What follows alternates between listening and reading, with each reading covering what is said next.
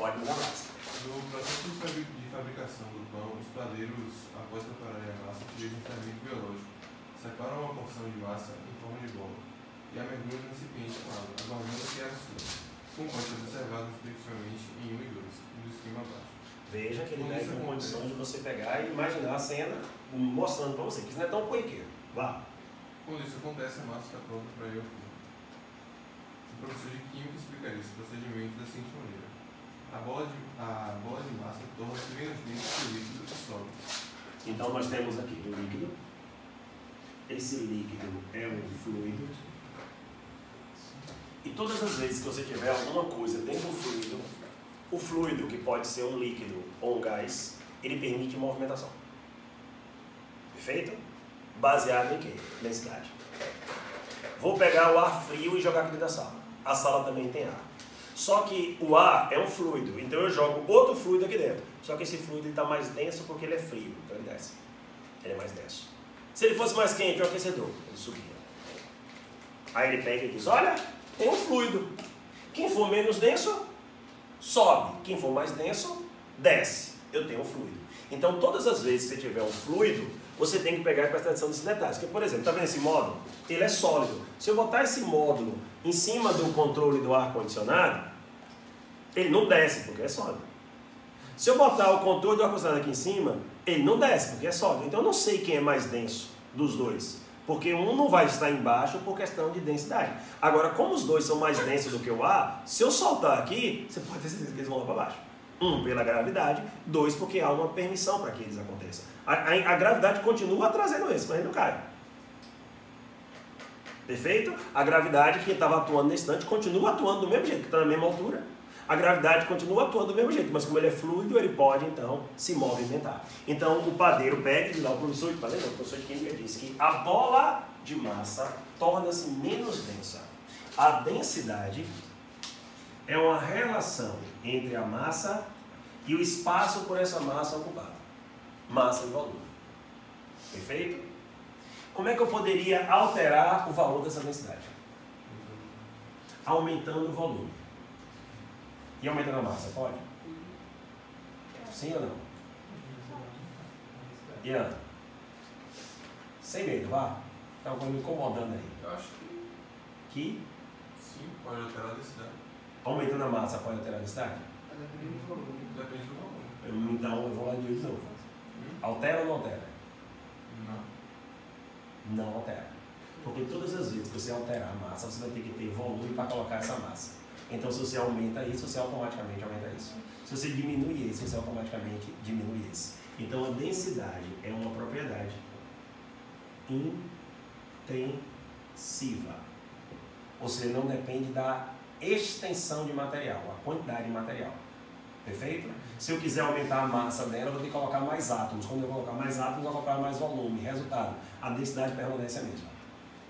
Por isso que o sinônimo do nome dele é massa específica. Um do nome dele, da massa específica, está associado ao material e daquele material. Ó, veja como a pergunta dele é interessante. Daquele material, todas as vezes que você colocar a massa dele, você vai ter que colocar ele em um volume. Então ele vai ter uma massa que é específica dele. Agora olha a diferença disso. Isso daqui é de ferro. E ele é oco. Ele tem uma massa, mas essa massa não completa todo o espaço disponível. Então aqui eu teria a densidade desse material, mas não poderia falar em massa específica dele. Sacou a onda? Agora, se eu olho para isso daqui é uma bola de ferro maciço, todo o espaço ocupado por esse ferro tem massa de ferro associada a ele. É uma massa específica. Aí vem a pergunta, então densidade e massa específica não deveriam ser tratados como sinônimos, que eu posso ter densidade para tudo, mas eu não posso ter uma massa específica para tudo. Um exemplo. O meu corpo, por exemplo, não tem uma massa específica. Quando eu vou fazer uma avaliação que eu faço inclusive por bioimpedância, né? Eu tenho aqui, tem músculo, tem não sei o que, tem não sei o que. Então você faz uma ultrassonografia, o som vai ter meios diferentes de densidade diferente. Então você consegue pegar e criar uma imagem a partir daquilo ali. Por quê? Porque ele vai passar com uma velocidade no músculo, outra velocidade na gordura, outra velocidade no espaço vazio, numa cavidade vazia. Então eu não posso ter uma massa específica. Agora, se isso daqui... Gessinho, isso daqui é de ferro, né? Como é que você sabe? Ah, porque eu peguei aqui, calculei a densidade dele e deu igual a do ferro. Impossível. Porque aqui dentro tem água. Aí eu tenho uma noção perfeita do que seria a massa específica. Ah, mas eu estava estudando, ele botou lá, densidade ou massa específica. Não usou critério para fazer o processo. Show de bola? Voltando para cá, e como é que eu poderia então alterar a densidade? Alterando o quê? O volume. Como é que eu posso alterar então esse volume? Sem alterar a massa.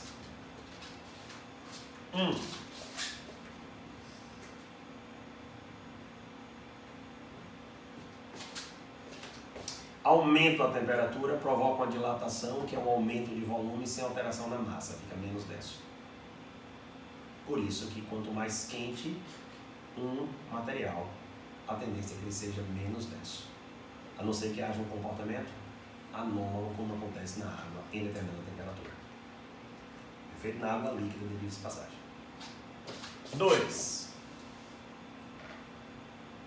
Pressão. Se nós estivermos falando de gases. Pressão, se nós estivermos falando de gases. Tudo ok, pessoas? Nesse caso aqui, a bola subiu. A bola poderia subir por alguns motivos. Se ela fosse feita do mesmo material, eu teria que aumentar o volume dela por temperatura ou por pressão. Uma bola não é gasosa, teria que ser por temperatura. Ele não me diz nada sobre isso. Pior, ele coloca duas bolinhas que têm o mesmo tamanho. Então ele mostra que a densidade mudou sem você mudar o quê? O volume. Então aquele material se transformou em um material menos denso. Houve uma reação química ali dentro. E ele diz, houve. Porque você usou um fermento biológico. Então as leveduras que estavam ali dentro, elas provocaram uma reação química. E essa reação química mudou alguma estrutura dentro do pão, que fez com que aquela estrutura ficasse mais leve. E por isso ela está boiando. A gente poderia conseguir isso com fermento químico. Você provoca uma reação química, essa reação química produz gás, o gás então expande a massa. Por que ele expande a massa do pão? Porque você gerou gás carbônico. Aí ele escapa. Perfeito? Nesse caso aqui você coloca a levedura para fazer esse mesmo processo. Fechou a ideia? Onde é que está então o nosso problema aqui? Quem está valendo? Vá. A fermentação dos carboidratos da massa do pão ocorre de maneira espontânea e não depende da existência de qualquer organismo vivo. E aí, pô? Falso. Durante a fermentação ocorre a produção de gás carbônico, que se vai acumulando em cavidades no interior da massa, o que faz a bola subir. Tudo beleza?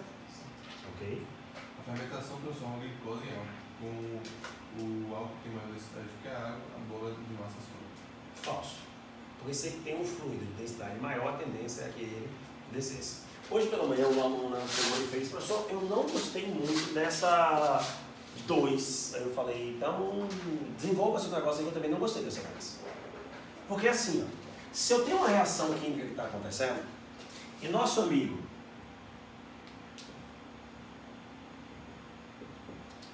Lavoisier diz que uma reação química, a soma das massas dos reagentes é igual à massa dos...